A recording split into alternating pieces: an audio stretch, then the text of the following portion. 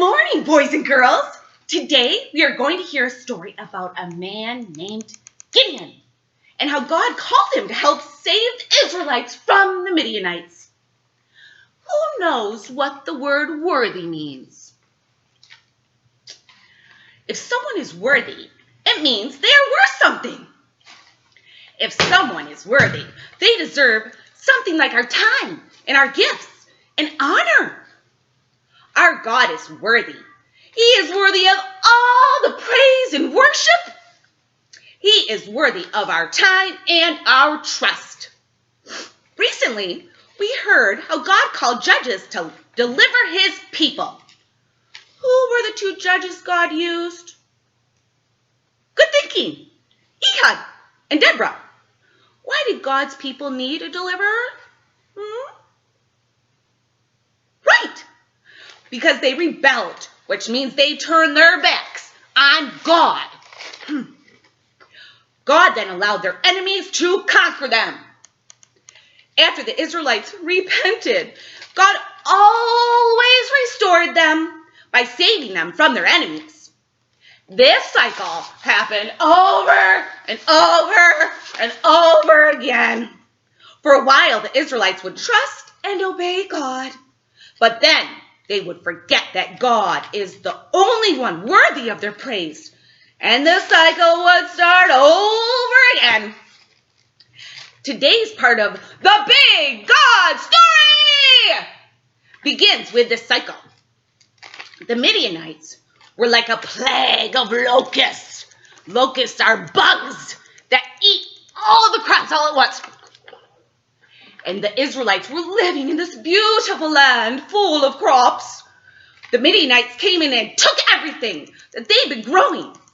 To protect themselves, the people, they hid in caves and in mountains, and they cried to the Lord for help. God was worthy of their trust, and he heard their cries. He called a man named Gideon to save them. The first time he spoke to Gideon, he was working in a field. It was hard for Gideon to believe that God was with them, so he asked the Lord for a sign. To show Gideon that he really meant what he said, God sent down fire to burn up Gideon's offering of meat and bread. Through this, Gideon realized God is worthy and that he could trust God to save the Israelites. Before long, it was time to fight the enemies of God's people. Before Gideon went to battle, he wanted another sign from God that he would be with him. Gideon told God he would place a wool fleece on the ground. So Gideon laid out the fleece. When Gideon got up the next day, the fleece was so wet that when he squeezed out the water, it filled a whole bowl. Then Gideon said to God, "Allow me one more test with this fleece, please. This time, make the fleece be dry and the ground covered with dew." And God did just what Gideon asked. The next morning, Gideon saw that the ground was wet, but the fleece was dry. The next morning, Gideon was ready to fight. He's ready to fight with the thousands of men in his army. But the Lord told Gideon there were too many men for fighting Midian.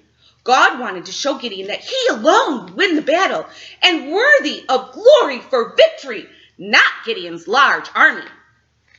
So Gideon, he got rid of some of his men. But the Lord told Gideon he still had way too many men. So Gideon told the men to all go to the spring and drink some water from it. God separated out the men by the way they drank the water. Some lapped it up like a puppy, and some cupped it with their hands and brought it to their face to drink. In this way, God took the Israelites' army from 10,000 men to just 300 men.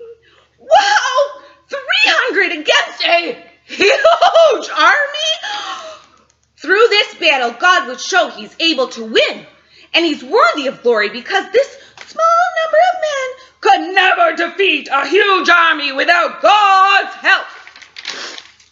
God gave them another sign to Gideon, a sign that God himself, he would win the battle.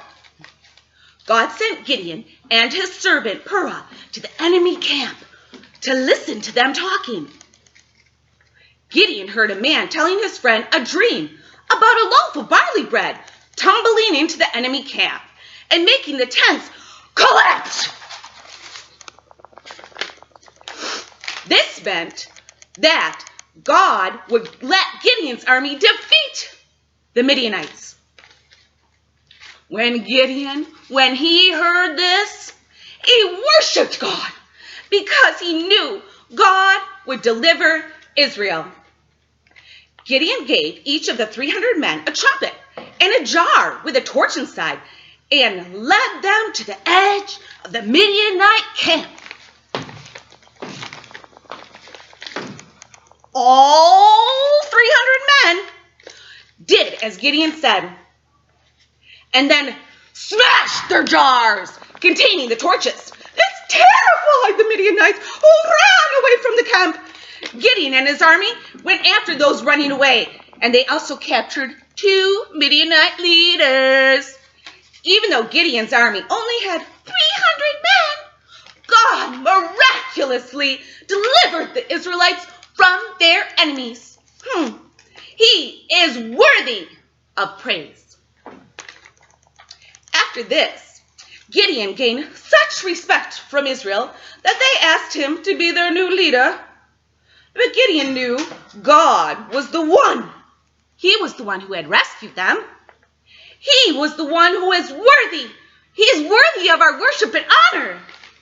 God is able. He's able to forgive all of our sins and deliver us from all of our troubles. Oh, isn't that cool? We can trust him with our whole lives. He is worthy of all of our praise. Next week, we'll get to worship together as we remember and celebrate him as our Redeemer.